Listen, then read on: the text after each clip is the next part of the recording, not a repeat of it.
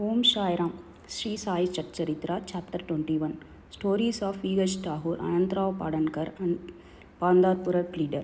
In this chapter, Hemad Band relates the stories of Vinayak Harichandra Thakur, B.A., Anantrao Padankar of Pune, and a pleader from Pandarpur. All these stories are very interesting, which, if very carefully read and grasped, will lead the readers onto the spiritual path. Preliminary. It is a general rule that is our good luck in the form of accumulation of merits in past birth that enables us to seek the company of saints and profit thereby. In illustration of this rule, Hemad Band gives his own instance.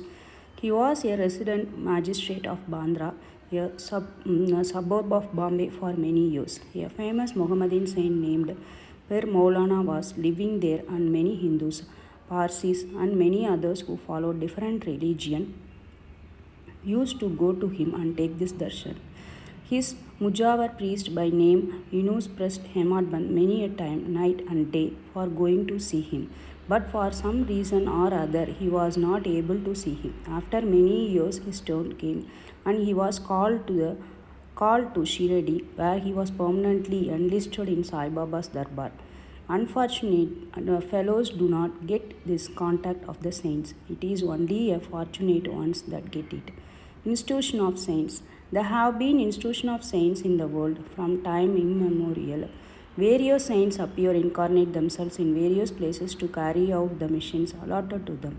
But though they work in different places, they are as it were one. They work in unison under the common authority of the Almighty Lord and know full well what each of them is doing in the place and supplement his work where necessary. An instance illustrating this is given below. Mr. Thakur. Mr. V.H. Thakur B.A. was a clerk in the revenue department, and he once came to a town named Vadgaon near Belgaum, some country, along with a survey party.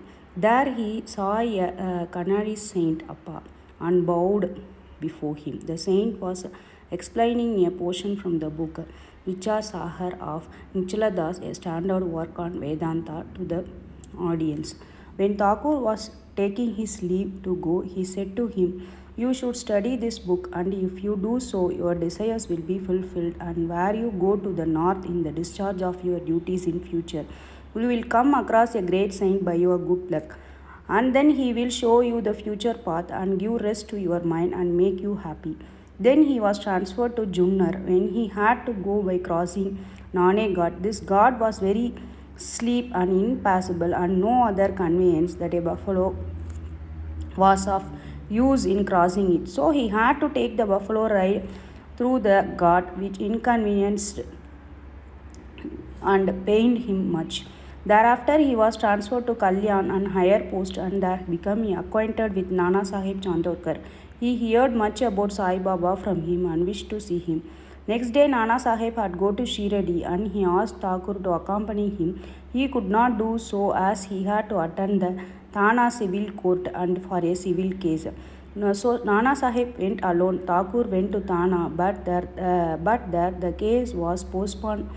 Then he repented for not accompanying Nana Sahib. Still he left for Shiradi, and when he went there, he found that Nana Sahib had left the place the previous day. Some of their other Sa Baba fell at his feet and was overjoyed. His eyes were full of tears and of joy, and his hair stood on end.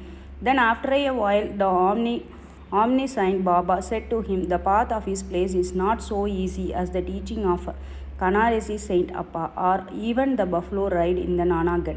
In this spiritual path, you have to put in your best exertion, as it is very difficult." When Thakur heard these significant signs and words which none else than he knew, he was overwhelmed with joy. He came to know that the word of the Canarese saint had turned true. Then joining both hands and placing his head on Baba's feet, he prayed that he should be accepted and blessed. Then Baba said, "What Appa told you was all right, but these things have to be practiced and lived. Mere reading won't do. You have to think and carry out what you read, otherwise it is of no use. Mere book learning without the grace of Guru and self-realization is of no avail." The theoretical portion was read from the work Vichar Sahar by Thakur, but the practical way was shown to him by Shiradi. Another story given below will bring out his this truth more forcibly. Anantarao Padankar. One gentleman from Pune by name Anantarao Padankar wished to see Baba. He came to Shiradi and took Baba's darshan. His eyes were appeased. He was much pleased. He fell at Baba's feet and after performing proper worship said to Baba, I have read a lot, studied Vedants and Upanishads and heard all the Purnas, but still I have not got many peace of mind. So I think that all my reading was useless. Simple, ignorant, and devout persons are better than myself. Unless she mind becomes calm, all book learning is of no avail. I have heard from many people that you easily give peace of mind, and so many people by your mere glance and playful word. So I have come here. Please take pity on me and bless me. Then Baba told him a parable which was as follows.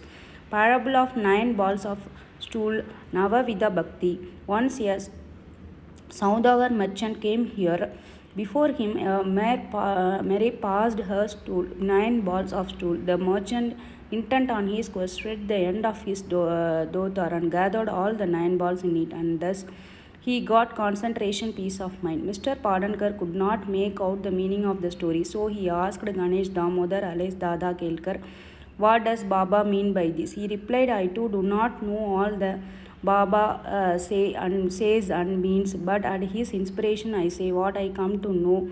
The Mere is a God grace and the 9 balls excreted and are the 9 forms of types of bhakti. Govind Raghunath Dabholkar alias Hemat Band. Shravana hearing, Kirtana praying, Smarana remembering, Pada Sevana resorting to the feet, Archana worship, Namaskara bowing, Dasya service, Shakyatva friendship, Atma Nivedana surrender of the self. These are the 9 types of bhakti. If any of this is faithfully followed, Lord Hari will be pleased and manifest himself in the home of the devotee.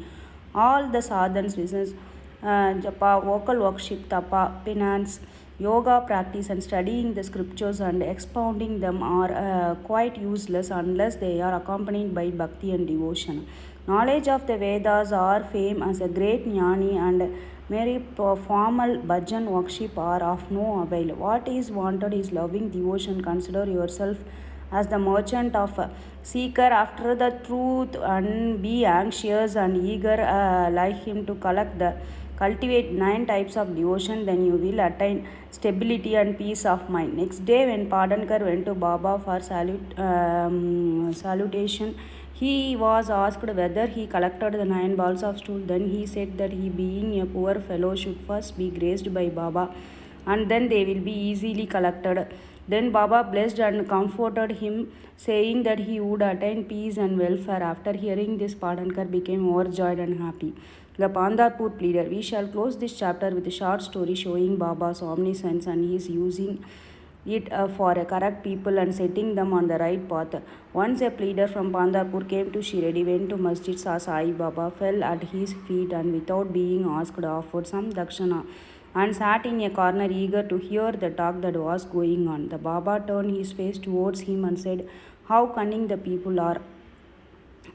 They fall at the feet, offer dakshana, but inwardly giving abuses behind the back. It's wonderful. This cap remark fitted and pleader, and he had to take it. None understood the remark. The pleader grasped it but kept silent. When they returned to the Vada, the pleader said to the Gaha Sahib Dikshit, what Baba remarked was perfectly right. The dog remark was aimed at me. It was hint to me that I should not indulge in reveling, scandalizing others, calling by names. When the sub-judge Munsif of Pandarpur, Mr. Nukar, came and stayed here for the improvement of his health, a discussion about this matter was going on in the bar room at Pandarpur, as it ever happens in many bar rooms. It was said or discussed there whether the ailments from which the subject suffered were ever likely to be got rid of without medicines, by merely going after Sai Baba, and whether it was proper for an educated man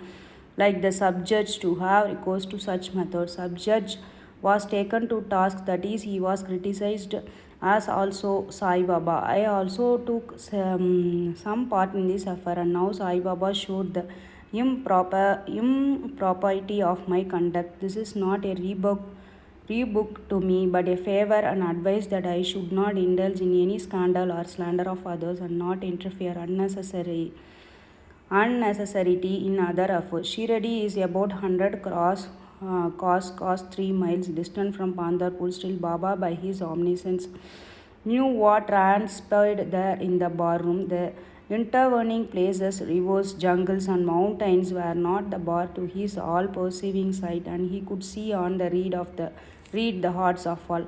There was nothing secret or veiled from him. Everything far or near was plain and clear to him, was broad and daylight. Let a man be far or near, he cannot avoid the all pervading gaze of Sai Baba. From this incident, the pleader took the lesson that he should never speak ill of others nor unnecessarily criticize them. His evil tendency was completely got rid of, and he was set off the right path.